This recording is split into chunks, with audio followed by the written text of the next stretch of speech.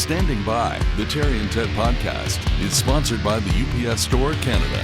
More than 380 convenient neighborhood locations throughout Canada. The UPSstore.ca. Standing By, the podcast for the 18th of June. This is a new thing we're going to do. Yeah, I think this is a good way to attract listeners. Do you know what one of the trends is, apparently? What's I was that? watching a promo from my son Sam's podcast, Yes. Birdcore, with his friends Tom and Kit, and they had it playing on like 1.5 times speed, so it sounded like Alvin and the Chipmunks. Yeah. And I sent him a note and I said, "Why did you speed up the audio? You know, I want to hear you guys being you guys." And he said, "Well, that's a trend right now in podcasting, you speed up the audio." So I sent him a link to an Alvin and the Chipmunks song from 1958 and said, "That's an old bit. This is from the year before I was born." But what do I know? Well, some people listen to the podcasts sped up. Some people you can hit, you can see it on the screen in your car. You hit 1.5 or 2 or whatever. Why would you do that? And then you listen to us talking like this. So that Why would you do that? I don't know. What is your hurry? Well, I guess some people just ain't got time, Grandpa. You've got too many podcasts to listen to. I'm not sure. But it's not something I do because I listen to a lot of podcasts now, and I don't do that. Well, it also removes an element of authenticity. Yeah, I think so. Yeah. I want to hear the people authentically. Yes. I'm Terry DeMonte. That's Ted Bird. Hi, everybody. How you doing? This is Standing By Podcast for Wednesday, the 18th of June. Thanks for downloading the podcast and spending a little time with us. Our title sponsor is the UPS Store Canada, and we've got a story thanks to our pal Reed in Kingston, who still works in radio in Kingston. Yeah, when UPS Store is not helping you out with your home business or delivering packages hither and yon, they're saving the elderly from burning buildings. They're saving lives. Reed sent us a note saying, since UPS is your title sponsor, I thought you might want to know about this story, how a UPS driver here in Kingston saved a 90-year-old woman with mobility issues from a burning fire while doing his deliveries. The city of Kingston honored him last week. We chatted with him shortly after it happened, and he mentioned to us he even finished off his deliveries for another hour or so after the incident. And Reed sent us a link to the story about how he got a commendation from the city of Kingston and how his what the press called a knee-jerk reaction saved the woman from a burning building. Reed hosts the morning show at Fly FM in Kingston. Thank you, Reed. We appreciate you sending that along. Nice feather in the cap for the good people at UPS. The UPS Stores Canada have 400 locations across the country and do just about everything to make your life a little bit easier. Whether it's boxes for upcoming moving day, stickers, gaffer tape, labels. If you'd like to get a post office box, if you need just directions to find something around the UPS store, they'll help you with that too. I don't know. I'm just making that up now because it seems like I've told you before over and over again all the great things that the independently owned UPS stores in your community can do for you. And we've said multiple times that we enjoy speaking on behalf of small family-owned businesses, and UPS is a corporate brand, but each branch, each store is independently owned. And it's basically a small business owner in your community, even though they're representing a corporate brand. And the guy who runs the whole thing, our friend David Drucker, who's the president and CEO of the UPS Store Canada, he started out as a small independent businessman, and he still works that way to this day. Like I've seen pictures of David on social media, especially on LinkedIn, where he's at the openings of UPS stores all over the country. Like he's boots on the ground. Yeah. He's not just sitting in an office tower somewhere signing off on stuff. He's out there and he's active in the business. Yeah, he's racking up the air miles, I'll tell you, going across the country to all of these different locations. As I mentioned, over 400 of them now. Go to the upsstore.ca and find the one closest to you. I just touched my face and said "yeah" at the same time. So we're off. We mentioned last week we were trying to get better at things we thought we were bad at. Trying to get rid of some bad habits. Bad habits, yeah. And I had mentioned that watching back on YouTube sometime, I realize I touch my face a lot. I don't know why I do that. And we got a note this week from Linda Moore as I'm touching my face. Said, hey guys, listen to your podcast for the first time today. And it was so wonderful to hear your voices together again. You made me laugh out loud. And it was like a trip down memory lane. Great idea. Great show. Just love it. Terry, maybe a stress ball in your hand to help you not touch your face that much. Now that you mentioned it, I can't unsee it. Sorry, Linda. Linda, thanks. I'm glad you discovered the podcast. Don't know how you did, but we appreciate the note and appreciate you listening in. Well, maybe putting it out there will help us break our bad habits. Yes. Yeah, because maybe. I have to make a conscious effort not to go, all the time. Because it's like a nervous tick. Yeah. I noticed last week, though, I did manage to drop by the way. You did, eh? Yeah, I think so. I heard one, by the way, after you brought it up, but only one. Okay. That's not bad over the course of like 45 minutes. I think I was talking to our good buddy Matt Kundle about this week. I was in, speaking of old days, I was in Winnipeg last week for a radio reunion. And I have to admit, I was like, oh, is a bunch of old people getting together, talking about the good old days. I don't like to live in the past that way.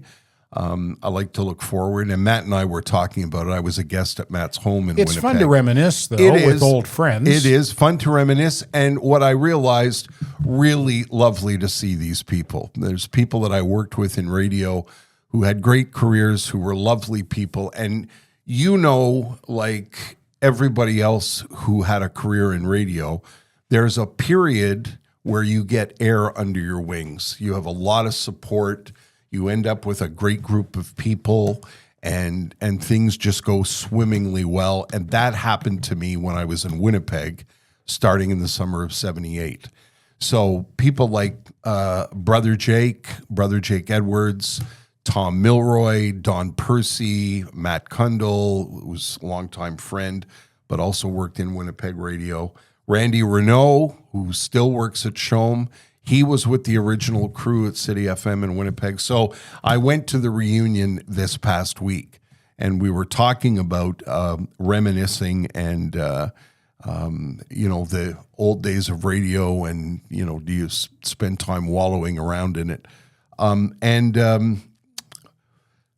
It's like you say, it was nice to see those people. It's nice to reminisce.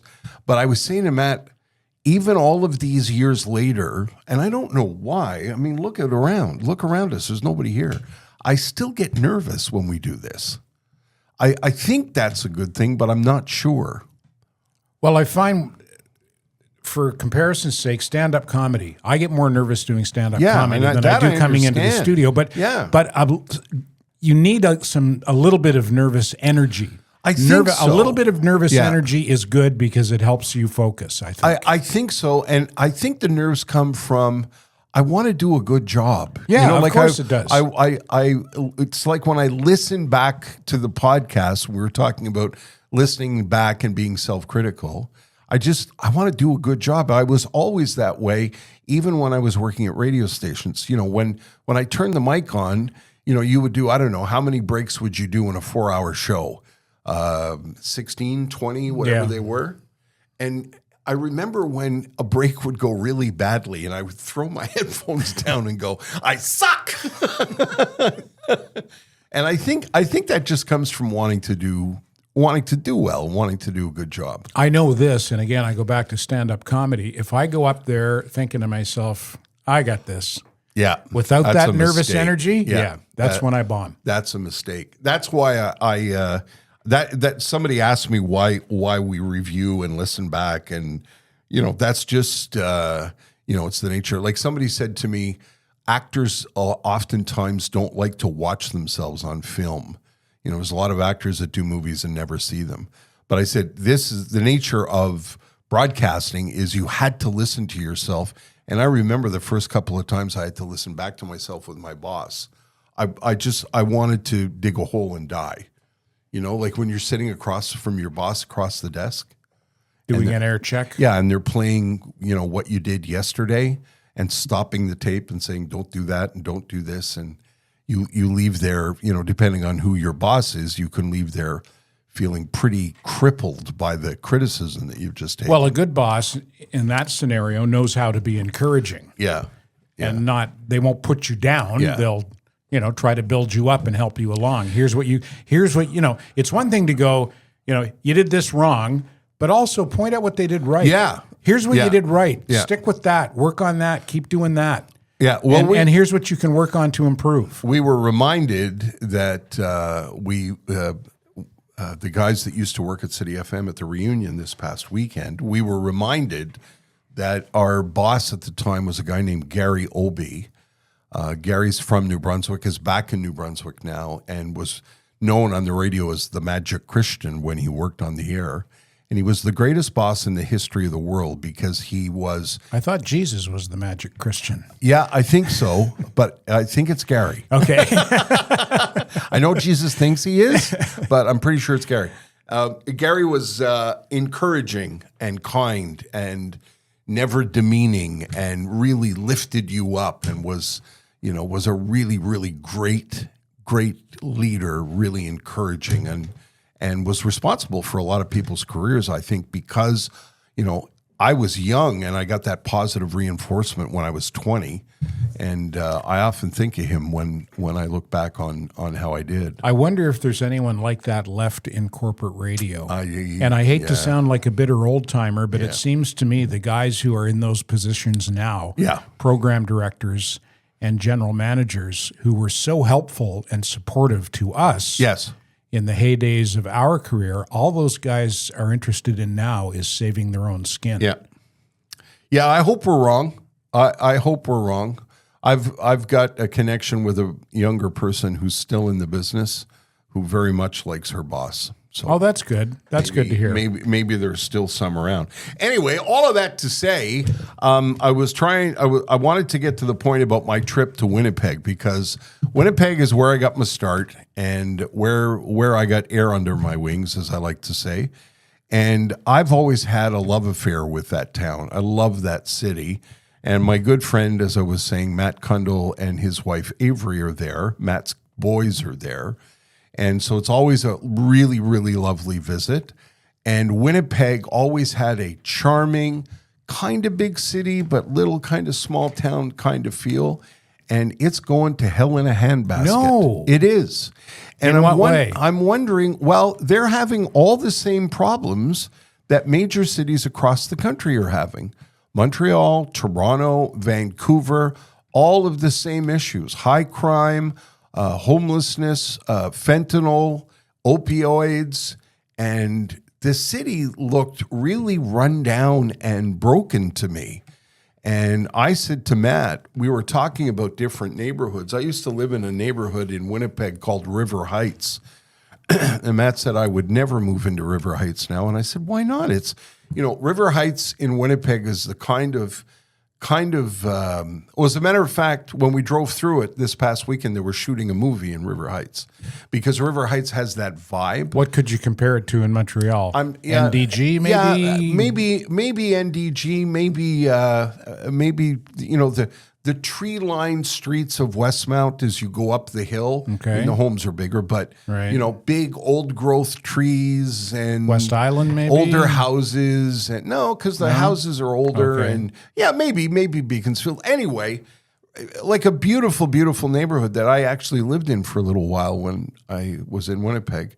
And he said it's become a massive target of people who live in tents come over to break into the homes at River Heights because they know there's easy access because there's lanes behind them.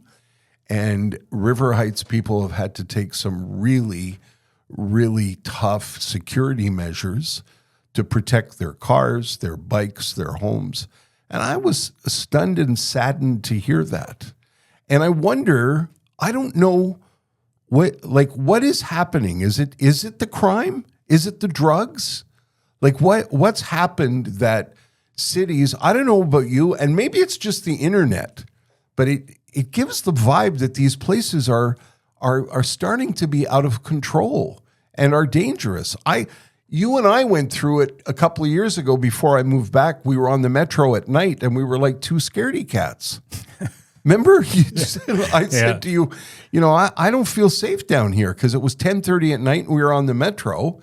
And, we saw a couple of things that got our spider senses tingling. This past Saturday night, after I did a couple of sets at the Comedy Nest, so I got out of the old Forum at around midnight. Yeah. Because I stopped. There's an A&W in there that's open 24 hours. So I was hungry, so I grabbed a burger. And then I walked. I was parked on Green Avenue in Westmount. Oh, So I walked from the Forum along de Maisonneuve to Green Avenue. Yeah. And I was aware of my surroundings the whole way. Yeah. Head on a swivel. Exactly. Yeah. Yeah. And 20 years ago. Yeah. Wouldn't have given it a second thought. Wouldn't have given it a second This thought. is what I'm talking about. And I'm trying to figure out what happened. There's too many people in the cities now? The police have given up. The mayors don't care. Like, I don't know what it is. It's probably a combination of factors. Yeah. And, you could get into a political debate on that as well. Yeah. But, yeah, too many unemployed people. I suppose lack of housing, blah, blah, blah. Yeah, that leads to crime. Yeah. They have to survive, and some people, that's what they turn to in order to survive. Yeah. Yeah, it's just I found it particularly sad, probably because I have Andy Griffith-like memories of, the way Winnipeg was when I lived there 40 years ago. It's a long time ago. So I would like to think, I don't know if there's any truth to this, but I would like to think it's cyclical and that we're just in a bad I hope so. part of the cycle. I hope so. And that things are going to turn around. Yeah, I hope you're right, because it really it saddened me. It didn't depress me because I don't live there, but it saddened me because I used to, I'd save my visits to Winnipeg for summertime and always really, really enjoyed my time there. And I enjoyed my time there this time around. We had a great time. Raccoon Carney, who is a legendary Western broadcaster. Raccoon Carney was on the radio. His brother became prime minister, didn't he? Yeah, that's right. Prime Minister Raccoon Carney. It's interesting because I don't even know what Raccoon's real first name is, and people just call him Rack. So I can't call him Mr. Carney. Anyway, Raccoon Carney was a big star on the radio in Vancouver in the 1970s. He was a rock jock, and he used to do the Raccoon Carney coming at you. He was one of those guys. Right. All those top 40. Hey, that's everybody. right. That's right. And he was really, really good at it and very, very popular. And he's now back in Winnipeg, and he organized this 3-day affair. It was a 3-day radio reunion. The people came literally from all over. Alan Cross was there. If you follow Alan Cross on social media, he's a pretty big figure in radio still across the country. And a lot of different people were there from the years that had gone by. And it was a 3-day affair. It took a lot of organizing, and just a quick tip of the hat to Raccoon Carney. While that was going on, the Grand Prix was going on here in Montreal. You did not attend, Ted. I did not attend the Grand Prix, although my daughter Allie called me on Saturday and said, you ever go to the Grand Prix? And I said, yeah, I've gone in years gone by. And she said, I'd like to go. Oh. And I said, well, maybe next year. Yeah, that's what I said. And she said, no, I want to go tomorrow. And I said, well, you're talking to the wrong guy. Yeah, bit of a tough ticket. You're barking up the wrong tree. Yeah, 24 hours before the race, not a good time I to don't get a even ticket. know how much tickets are now. The last time I went, I think, was in 2008. Yeah.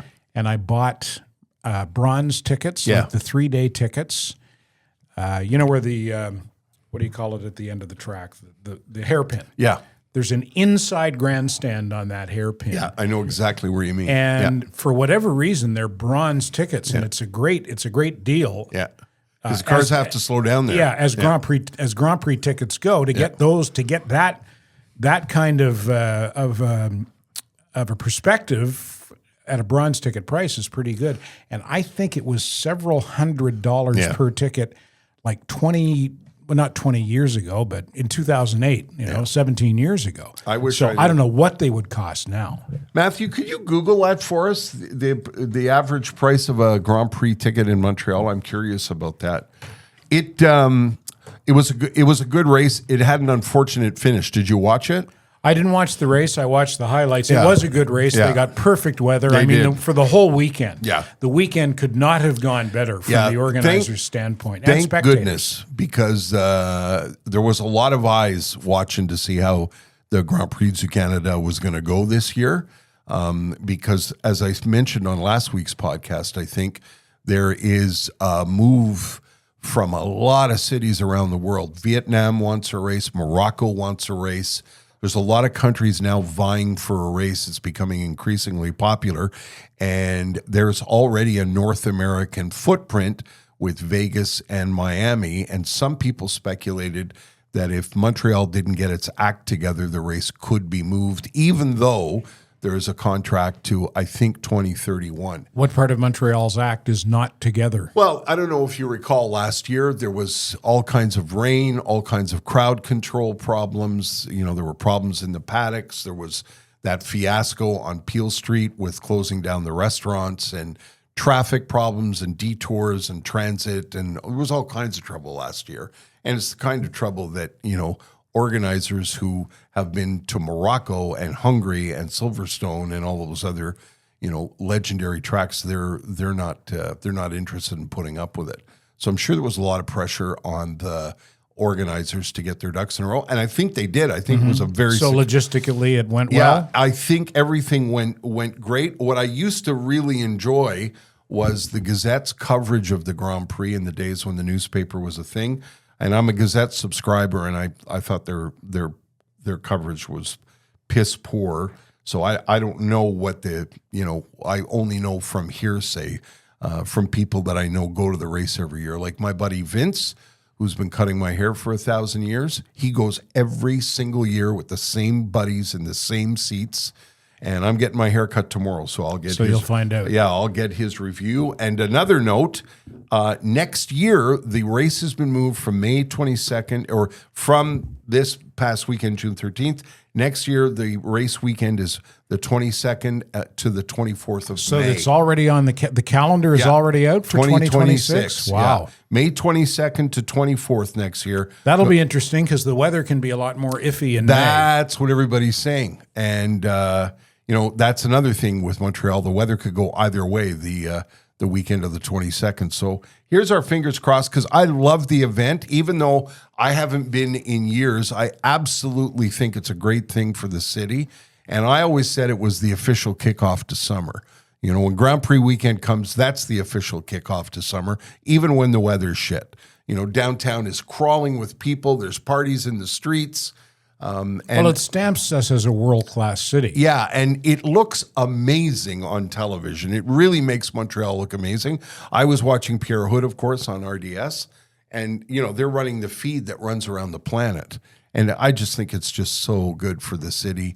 And did I go? No, because I've been lucky enough. I think I've seen 6 races in person.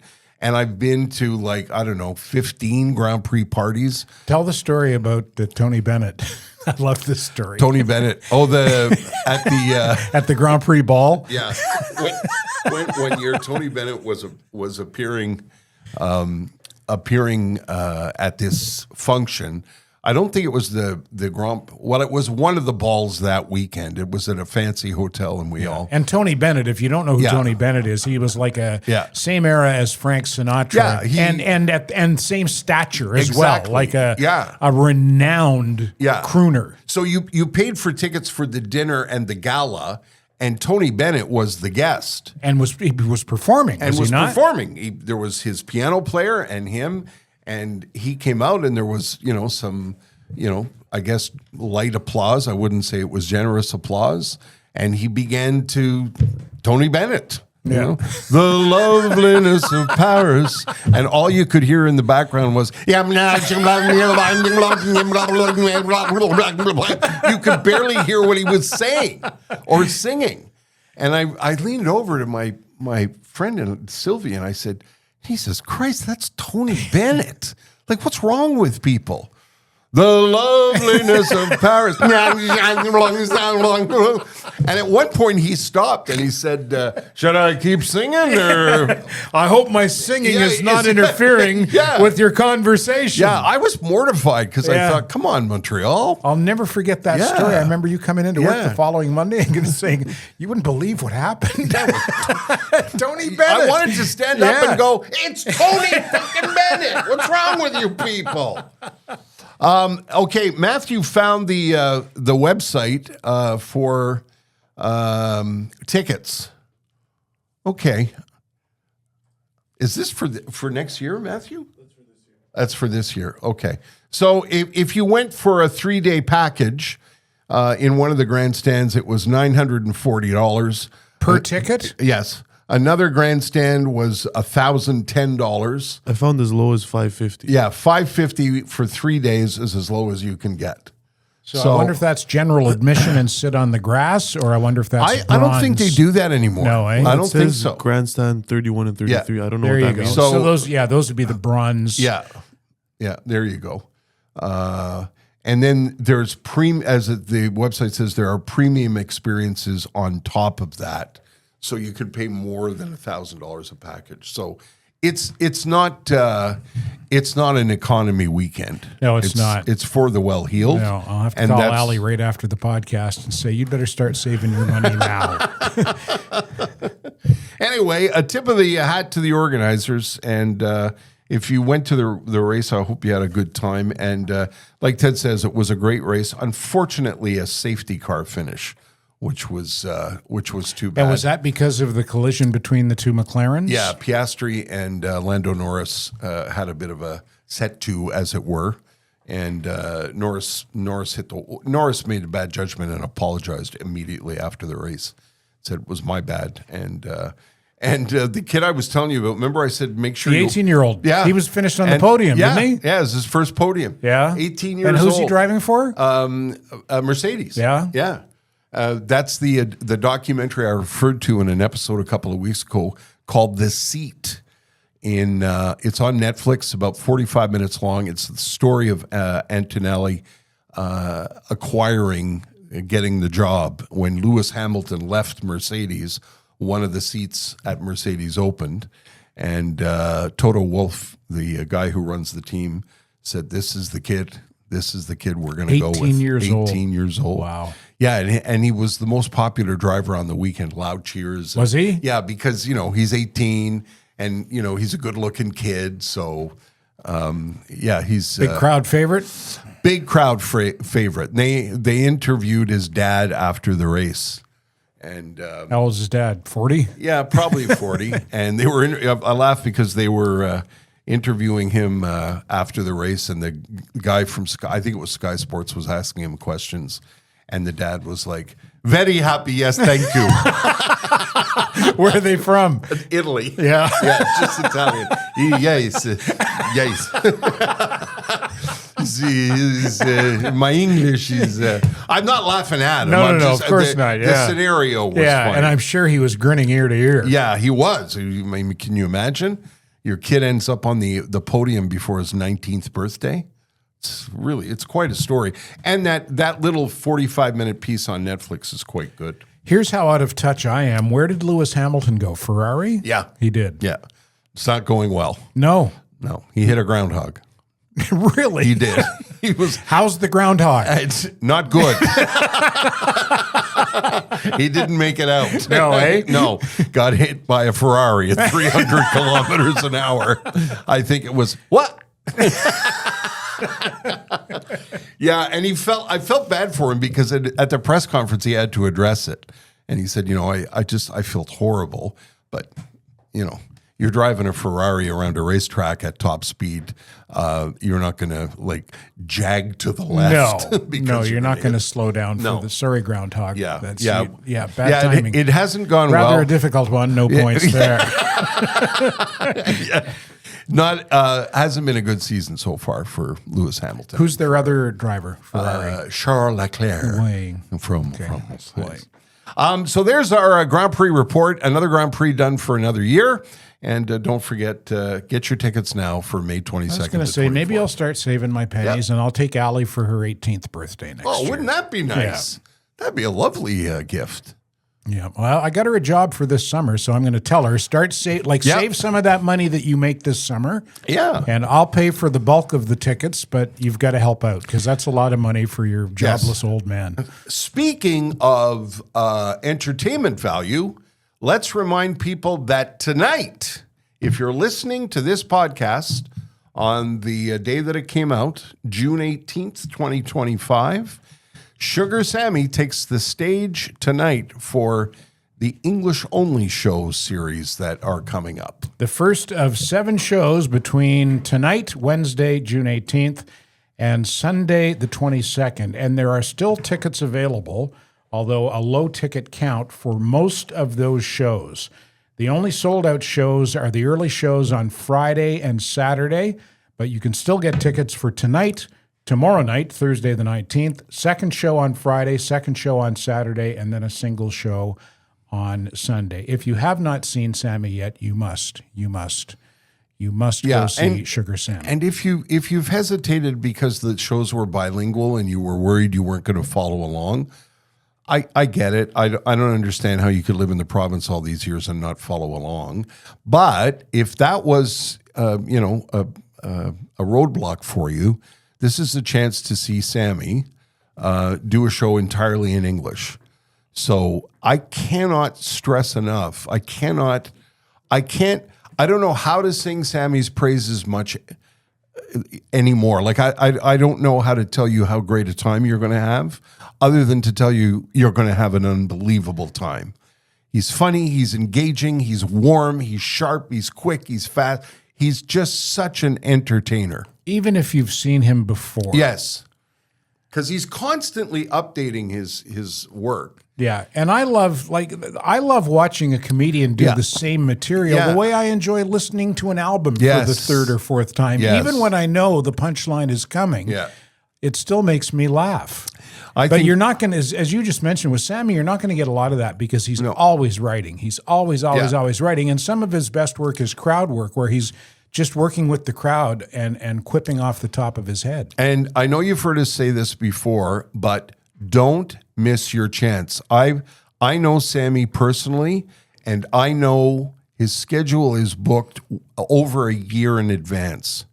So I can tell you without telling you that you should make sure you see him before this year is out, because it's going to be a while before you get a chance to see him again. You'll get another opportunity later this year in Montreal. He's booked 6 new shows from Thursday, September 11th through Sunday, September 14th. Again, 1 Thursday, 2 Friday, 2 Saturday, and 1 on Sunday. So if you don't get a chance to see Sammy this week or weekend, your next chance to see him here in Montreal will be in September. SugarSammy.com for tickets. So tonight, tomorrow night, available. Sold out first show Friday and Saturday. Second shows Friday and Saturday. You can still get tickets, and still tickets for Sunday. SugarSammy.com. Great website. You can look at some great clips there and pick the show that suits you best. Where is he going to be? Qatar? Is it? Dubai. He's going to Dubai. If you want to go see him there. Yeah. In October. Yeah. A little cooler in So if you're going to be in Dubai. Pop in and see Sammy. Yeah. The podcast continues now with a question that you may not have the answer to, Ted, but Jess and I were talking about this the other day in the car, and we're wondering what happens. Is it the ether? Is it the universe that shifts when bands that were so popular suddenly are kind of uncool now? And the 2 bands that I'm thinking of, that Jess and I were thinking of, is Bon Jovi and U2. Do you remember how big U2 was here? Oh, yeah. U2, remember U2 at the old Blue Bonnets? That there was like a billion people came out. U2 toured the world. They were the biggest band in the world. And I know they just did the Sphere in Las Vegas, but now they're kind of, I don't know what to say, uncool? I don't know if they're uncool. They're just kind of not on the radar. Yeah, but what happens that, something in the zeitgeist shifts, something in the... Well, I think what happens is you get $1 billion and you don't give a shit. maybe that's it. Yeah, maybe it doesn't matter. It doesn't matter. Yeah. It doesn't matter for them, at least not like they, at this point they're so fabulously wealthy from all the success they've had. They don't have to do it to feed their egos anymore or to maintain their lifestyle. But I don't think their egos go anywhere. Like I think, lots and lots of bands keep trying. They keep going, they keep trying. They keep releasing records. Like Alice Cooper's coming out with a new record 50 years after his last one. I think some guys and I think he's he just loves it. Yeah. I think he just loves doing it. You don't think that's ego, you think that's just joy. Well, I don't know enough about Alice Cooper, but that's, that's my, That's my intuition, is that I think he does a radio show too. I think he just loves that world. On the flip side, Barry Manilow, who was the epitome of cringe and uncool, he's supposed to be on a farewell tour that's proving to be so popular that he's considering adding dates and shows as he goes along. So the earth has moved in the right way for him. It's I guess guess a strange. In some cases, you see some bands or artists, and you're like, "Oh man, you're hanging on." Why are you hanging on like that? But then, Bono was on Joe Rogan recently, so it's not like he's, it's not like his profile is low. Yeah. But he went on Joe Rogan. He was quite political. Yes. But I think he always has been. Yes, he has been. Yeah. But I don't know. I don't know. I don't have an answer to that question. Yeah, it's a topic. It's a topic that you can shoot around the room. It's something that it's something that Jess and I were pondering, and it's happened over the years. When you think of radio station playlists, like when we were working in rock radio, some bands were always being played, and then suddenly, and I know that some of them just stopped making records, and that doesn't help, but the Moody Blues, Nazareth, Toto, a lot of, I'm thinking of my record collection and thinking about how popular those bands were. And then suddenly it just stops. But most bands come and go. No, there aren't too many that span the generations. I think. I think so. I think the genre of classic rock has spanned the generations, but not necessarily the bands. Yeah, I think the bands shift in that genre. Yeah, in terms I also of find that personally, when I look for music to listen to now, what I do more often than anything is I find cover versions of classic rock songs, new interpretations of some of my favorite old songs. Like I have a playlist of Led Zeppelin cover versions that's absolutely fantastic. It's not Led Zeppelin playing the songs, it's other artists and some high-profile artists too. Like the Wilson sisters do great do they ever? Led Zeppelin covers. Yeah, there's a reimagining of those songs, right? Yeah, I like that. I like tribute albums. Like I've got a Black Sabbath tribute playlist as well. Yeah. And it's, I love those old songs, and I loved listening to Sabbath do them, but I want to hear fresh interpretations as well. One of my favorite reinterpretations of Zeppelin songs was Plant Page.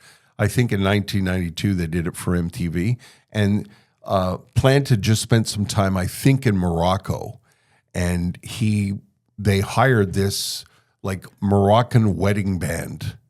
And they did Zeppelin songs. To belly dancing music? Yes. Yeah, pretty much. And it's one of my favorite records still to this day. Wow, I'm going to have to look that up. Do you remember what it's called? I don't. I'm sure I can find it. I'll Google just Google Plant Page. Plant Page Morocco? Yeah, Plant Page. It's funny you mentioned them because 92, 93. I was scrolling, I guess I was on Facebook last night, and a Plant Page video from Nebworth in 1990 came up. So it was Plant and Page with other backup musicians. I don't think John Paul Jones was playing the bass. It was not John Bonham's son Jason on drums, but they were at Nebworth and they were kicking it. I was at Nebworth for about 20 minutes. I remember that. You went with our old buddy Blair, didn't you? We did. Was that a radio station trip? Yeah, it was a radio station trip, and we had to. We got a hotel and we got tickets to Nebworth, and we were just a couple of idiots, and I was the biggest idiot because to get to Nebworth, we had to take, the subway line this, the subway line that. Then we got on a train. Then we got off the train. And it was raining like Moses was building an ark raining. Noah, you mean? Yeah. Noah. Did I say Moses? Yeah. Yeah. Moses was the guy who went up on the mountain and told everyone what not to do. Right. Gotcha. He had the tablets. Yeah. Noah had the ark. boat. Yeah. You get the tablets. You get the boat. All right. Anybody else? I guess I'm not going to be a reverend anytime soon. No. What was that preacher on about? Yeah. Anyway, we went to Nebworth and we were walking in mud like this. Oh, no.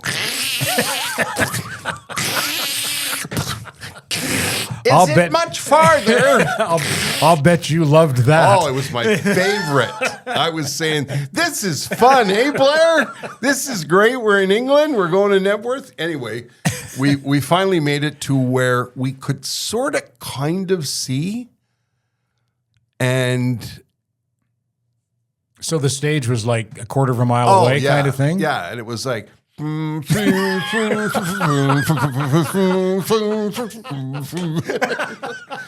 I think that might be I'm not sure. Anyway, we were soaking wet and I gave up. I said to Blair, I can't do this. We went back to the hotel and we found the live broadcast on BBC because I had to do a call into the radio station. So I sat next to the radio station with the phone and turned the volume up on the radio and said, "It's quite something here at Nebworth." Can't believe I'm telling that story on the podcast. Yeah. Live experience at Nebworth. It was great. Why was I telling you that story? I don't know. But while we're talking about music, can I just tell you, I posted this on my Facebook page yesterday. Ian Hanuman Singh, who is, I think, one of the best interviewers in media today, who works for CBC Television. Ian did an interview with Bob Ezrin, the man who produced The Wall with Pink Floyd. If you have the time, it's 45 minutes, and I know a lot of people don't want to sit and listen to something for 45 minutes. Well, you can always put it at 1.5 times the speed. Yeah, that's right. Listen to Bob Ezrin. And if you're a fan, if you loved, Bob Ezrin's worked with Kiss. He's worked with so many bands, with Kiss, with Pink Floyd, with Alice Cooper. He's produced some of the all-time great records, and he produced The Wall. Hello. I mean, that's a pretty big feather in your cap. Ian had such a nice, warm conversation with Bob because Bob just renounced his American citizenship and moved back to Canada. So that was where they started, but the interview is not political, and it's a lot of great stories about Kiss Destroyer, the song Beth, the song Comfortably Numb, the guitar solo in Comfortably Numb, how difficult it was to work with Pink Floyd during those days, and Roger Waters, and it's really, really well done. You can see it on my Facebook page, or just go to YouTube and type in Ian Hanuman Singh, Bob Ezrin. If you're a classic rock fan, I highly recommend it. I heard a nice compliment for you Oh. on your interview with Mike Campbell That's very nice. of Heartbreakers fame, Tom Petty and the Heartbreakers. Yes. My friend Victor Aronov, I believe is Victor's last name. He said, on your advice, he said, I watched that interview you were telling me about with Terry and Mike Campbell. He said, absolutely fantastic. And he said, Terry is a great interviewer. Oh, that's very kind. Thank you. And I said, well, appreciate Terry that. does his homework before he does the interview. And Victor said, it's not only that, he has a great way of putting his guest at ease. That's very kind. I appreciate that. That interviewing, as you know, Ted, has always been one of the favorite parts of the gig over the years. I love doing it. Yeah, well, you do it well. Thank you very much. And Victor noticed that. Thank you, Victor. The Plant Page album is called No Quarter. It's a plant. They say it's Plant Page unleaded, but it's such an interesting reimagination of songs like Kashmir, and it's just really, really good. If you don't know it, I think it was 1994 it came out. It's I'm called going to look for that. No Quarter is the name of Quarter. one of their songs off Houses of the Holy. I remember that because I got it as a Christmas gift in 1973. Oh, wow. You remember that, I remember that. Yeah, my sister gave me that album for Christmas. Here's a story Yes. of a lovely lady. who was bringing up three very lovely girls. I knew that was coming. Yeah. Yeah. You have to be old enough. I want to tell you my Merson story from last week. Merson Automotive, who are one of the sponsors of the podcast.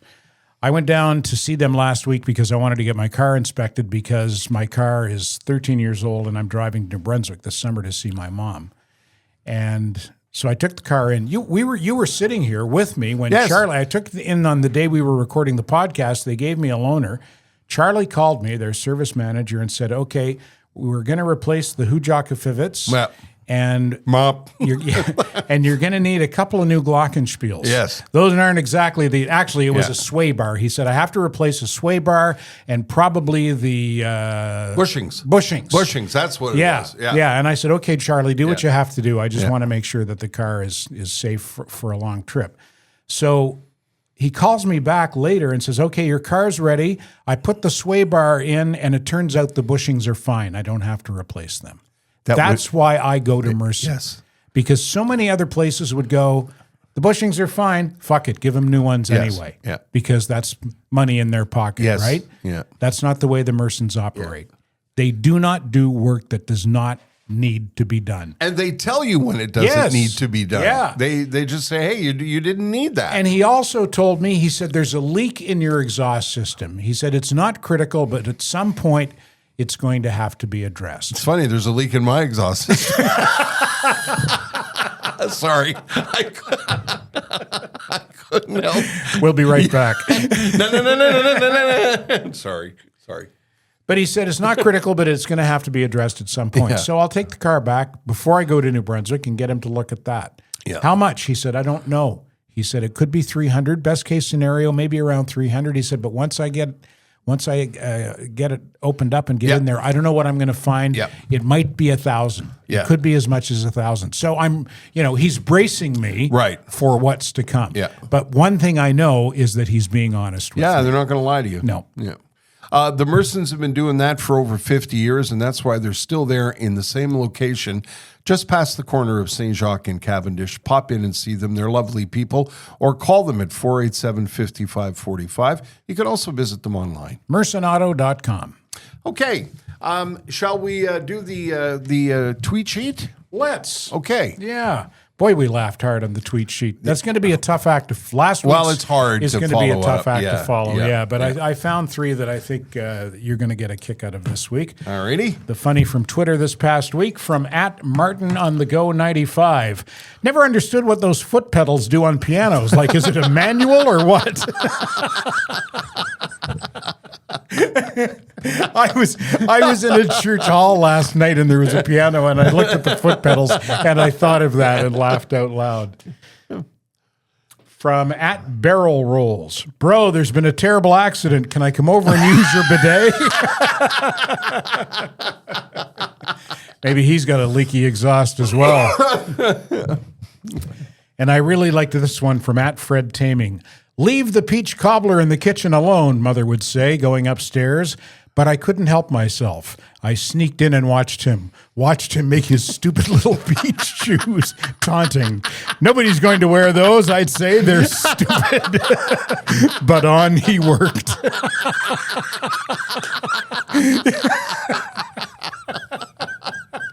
That is so delightfully twisted. It's so well written, too. And you can picture the little peaches And a guy making shoes out of them. taking the nut out of the middle.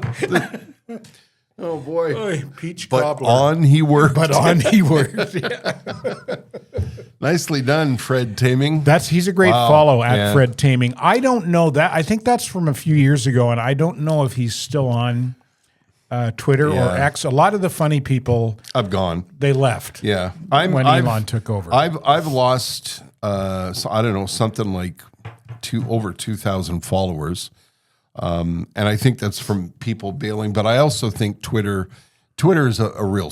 It never was, the high echelon of decency and kindness, but it's a real sewer now, and they take all kinds of really wacky ads.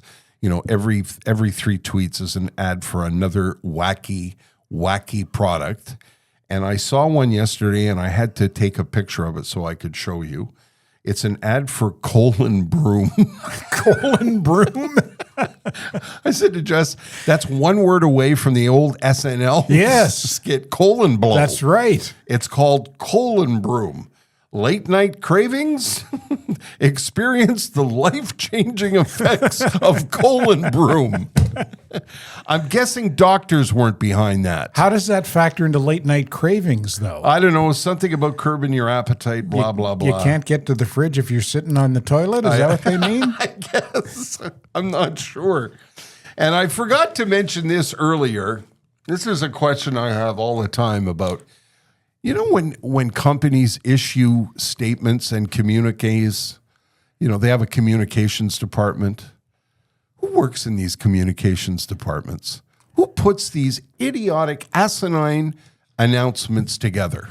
Sometimes failed or retired journalists. This was on the Grand Prix website when they announced they were moving the date of the Montreal Grand Prix. This is in the announcement. Listen to this. With 24 Grand Prix spread across 5 continents, this season, 2026, will reflect the true nature of our community while improving the geographical fluidity of our calendar. Will demonstrate our commitment to making our championship more efficient and sustainable. What? Yeah, that's What a load of horse shit. That's a recent college graduate. That's who wrote that. I just don't understand, you know, like That's a virtue signal. yeah, It's it a is. huge virtue Yeah, signal. it is, but it's also Bullshit. yeah, and it's worded like bullshit. Yeah. You know, it's the same thing, the same way I feel about politicians when somebody says, you know, are you going to go to the dun-dun-dun, yes or no?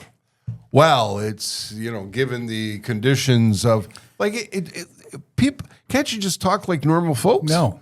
Can't you just say, well, we've moved the race because there's too much travel between continents, and we want to make it easier for everybody to get to and fro? Like, I guess you're probably right. It was spelt that way. Everybody has to signal their virtue these days. Yeah, absolutely. You ever watch Senator John Kennedy from Louisiana? Yes. Online with, I think it's the Senate Subcommittee on Justice or something like that, and he just eviscerates. You would call him plain spoken. Yes, yeah, and he does a lot of that. He says yes or no. Yeah. Yes or no, and then he asks the question. Well, thank you for the question, Senator. I would like yes or no. Yeah. This is the thing. I think a lot of people are fed up with it. Yeah. You know, I think a lot of people just tell me what you're trying to say. Like, don't let me have to discern what you're trying to say. Just tell me what you're trying to say. We should say thank you to the good folks at Accutech. We were talking about Accutech again this week as we were putting the cover over our generator in the garage. The good people at Accutech can help you with everything that has to do with electric. And believe it or not, as we approach the month of July, they say it's a good time to talk about winter. I know you don't want to talk about winter, but this is a good time to do it. Trish from Accutech says this is the best time to talk about winter heating. If you're considering a change from oil to electric, that's not something you do overnight, I don't think. No. It's something you want to plan out in advance. Yeah, and there are different tax credits and stuff that you can get when you're making changes. And they know how to navigate all of that. And they work with Generac. Yeah. The generator company. Generators, yeah. Because when you get yourself a generator, you can't just plug it into the wall because that's not the way a generator works. And they know their way around that. They've been doing it since 1995 when Tom's dad started this company and has grown it into the family-run business that looks after businesses and residential and anything that has to do with electric. As I always say, you don't need that on a daily basis, but there is a time that comes when the lights don't turn on or something sparks or you've put something off long enough. When you're thinking about electrical work, you want to be thinking about Accutech, They've been a sponsor of the program for the last couple of years. And again, another family-run business that we love very much. Yes, we do. I love you, Tom. Okay. All right. What do you got? You got any recommendations? I do. I'm wondering if you want to get to those. Sure. Okay. I've got one from 2018. Okay, good. Well, One of my newer ones. yes, but you know what? There's nothing wrong with the classics. Yeah, I've been watching Mob. Well, I can't watch Mobland anymore because it's the over. season's over. Yeah. And I subscribed to Paramount Plus specifically to watch that. So Did I you get through Landman? No, I haven't No. watched it all the way through All yet. right. I've Okay. gotten sidetracked by Waco. Waco. Yeah. All right. Which is the retelling of the true story of the 1993 siege in Waco, Texas, Yeah. where the Branch Davidian religious cult barricaded themselves inside their compound, and the ATF tried unsuccessfully to go in and get them out, and there was a shootout. 4 ATF agents were killed. Several people inside the compound were killed. A 51-day siege ensued, and eventually there was a fire that destroyed the compound and killed virtually everyone inside, including a substantial number of women and children. It was a terrible tragedy that was poorly handled. Yes. All round. All around. Yeah. And it's the deepest dive I've ever taken into it. I remember it at the time, and it's really interesting to watch a dramatic recreation of something that you can remember happening, and then watching it and getting it in much more detail and really well executed. And the actor, and I should have written his name down, he's from BC. I think he's from Coquitlam, the guy who plays David Koresh, the cult leader. Okay. Really good. Really, really well done. I liked it a lot. Like it a lot. I'm in the middle of it. It's on Paramount Plus? It's on Paramount Plus. It's And just what's it called called? Waco. Waco. Yep. Okay. WACO. Sounds like a sound like a radio announcer there. WACO. I did that to Ted just so he put water in his mouth. Sorry. That's all right. I'm good. All right, so here's a couple of things. I was busy the last week, like I said, flying across the country to the old Manitoba there, but I did manage to get some things in that I wanted to mention. First of all, if you're curious about the Titan, the sub that imploded, remember the Titan? Yes. Yeah, went underwater and Yeah, the rich guy and his buddies. Yeah, rich guy and his buddies. Weren't they going down to see the Titanic? They were. And it didn't end well. No. It was a case of, it's kind of ended like that. There is a documentary on Netflix, highly touted documentary called Titan on Netflix. And it's okay. If you're interested in the subject, I think you'll like it. But casual watch, No, eh? nah, it was okay. Like we were fascinated by the topic, and when it was over, Jess and I looked at each other and said, "Yeah, that's okay." I'm going to mention this again: Clarkson's Farm. What did you call it the first time around? Fast going. No, that was Jeremy Clarkson used to be with Fast Going, Right. And now Yes. Yeah. now he's slow going. He's doing a show Slow on going farming. on his farm. Yeah. Tractor man. I know this. Tractor riding. Yeah. Tractor guy. Cow pusher. No, we're going with Clarkson's Farm.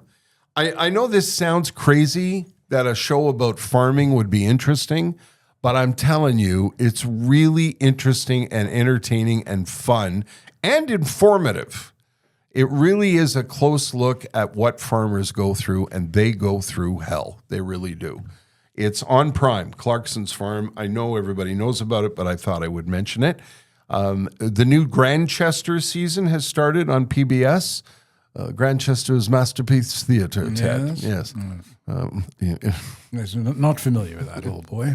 It's Jess's favorite show with Jess's favorite British actor, and it's in a small village in England, and it's always a murder mystery, and it's crazy. It's a detective and a priest. I know a reverend. I know this sounds crazy, but it's charming and it's very British, and it's set in the 1960s, and the new season started this past weekend. There is something on Netflix that the French have put together, the French from France, Oui. on a case that I did not know anything about called Cocaine Air. It's 3 episodes, and it's about these 2 pilots who were pilots in France's Air Force who had nuclear clearance. These pilots were so Top Gun pilot-like that they had clearance to carry nuclear weapons. These were highly thought of pilots who get caught up in this cocaine affair down in the Dominican Republic. The story is so wacky, so wild, and so wackily told because it's on French TV. It's French TV. It's absolutely terrific. It's 3 episodes. Highly recommend. And is it a documentary or a drama? Documentary. Yeah. It's and all the players are in it. And it's the way they did it was they set it up like a puzzle. Like if you like to solve puzzles, if you like crime things, this thing is really, really entertaining. And it's called Cocaine Air on Netflix. I think you'd like that very much. And the last thing I'm going to mention, or the last 2 things I'm going to mention, is a show on Crave called Mortician. It's the story of a mortician in California who got caught up in a scandal in the late 1980s. He was accused of stealing money from families and cremating bodies 20 at a time and just giving random ashes to people and also scooping out their organs. Ooh. I know it sounds like really macabre, and it is, but it's a fascinating story that I didn't know about. And at the end of it, it has a bit of a surprise ending. Also 3 episodes. It's called Mortician. It's on Crave. And last but certainly not least,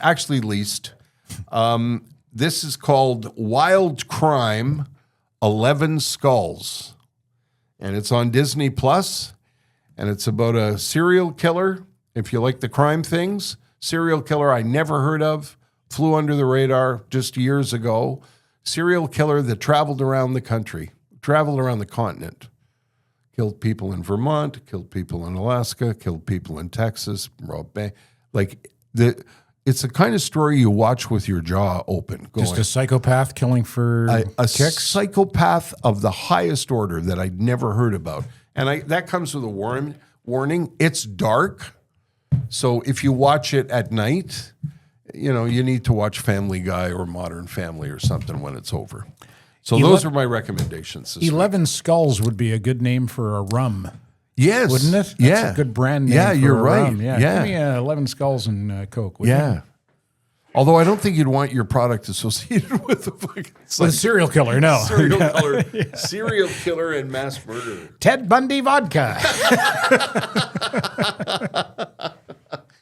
Those are my suggestions this week, and that's it. I'm out of suggestions for this week. I'll see what happens. We have to say thanks to our friends at Robert Richer.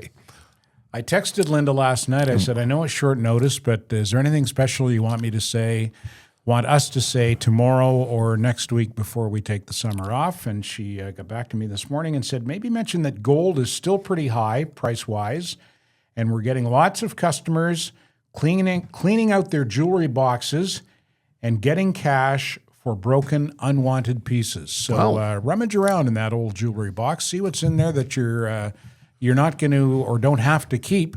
Take it to Robert Richer Jewelers, and at the price of gold these days, cash in, why don't you? Might be hard to part with Uncle Clem's ring, but...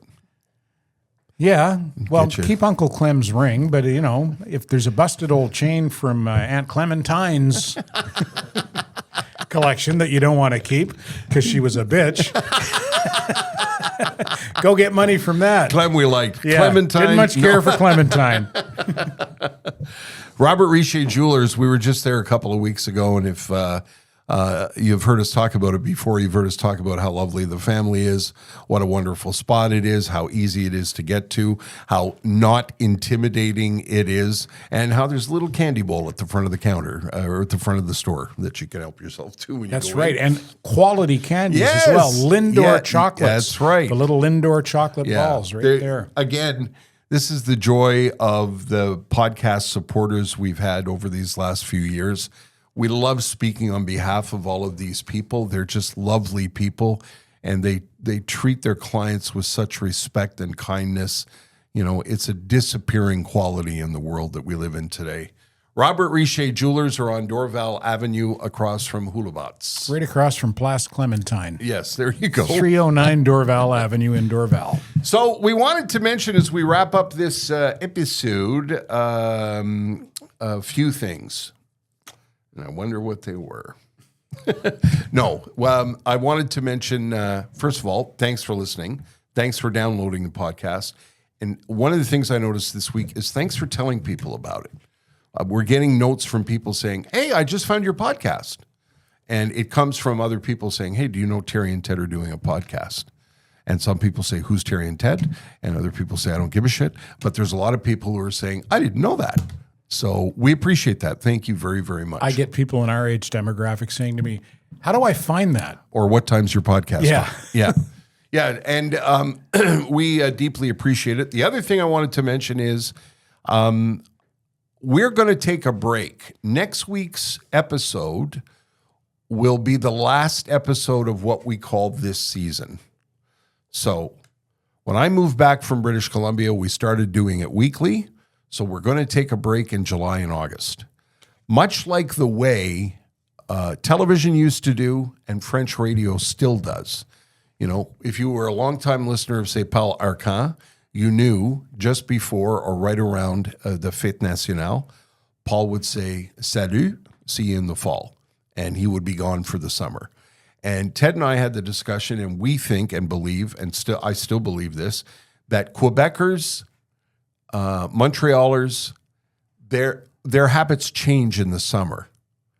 So whether you're a member at a pool, whether you have a pool in your backyard, you have a cottage up at Saint-Donat, or you've got a cottage in the Eastern Townships, or a place in Vermont, or you've got people that you need to visit, or you're going to New Brunswick for your holidays, or your kids are going to camp up north, the routine changes in Quebec over the course of July and August. And I still believe that to be true.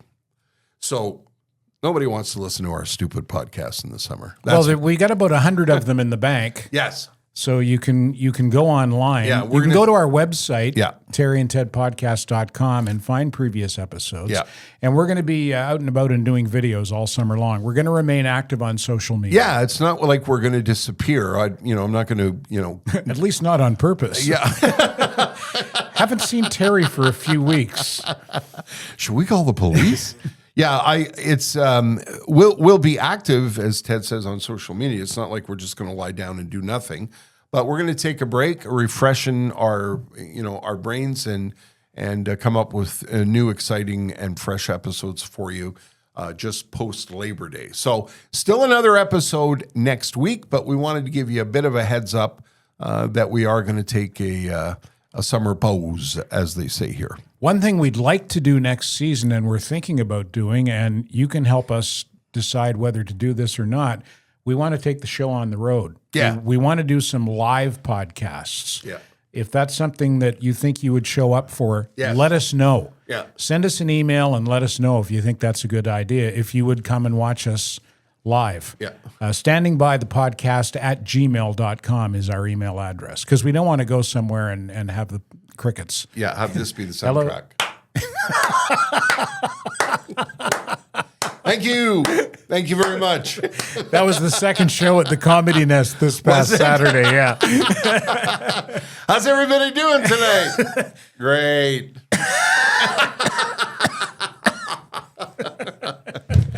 You can also, by the way, if you go to the website, terryandtedpodcast.com, you can also send us an email there. Okay, you don't need to remember the email address. Just go to terryandtedpodcast.com. List of this year's episodes, this season's episodes, I should say. and also a list of all the recommendations we've made over the past bunch of episodes, all put together by one of our executive producers, Jessica Dion.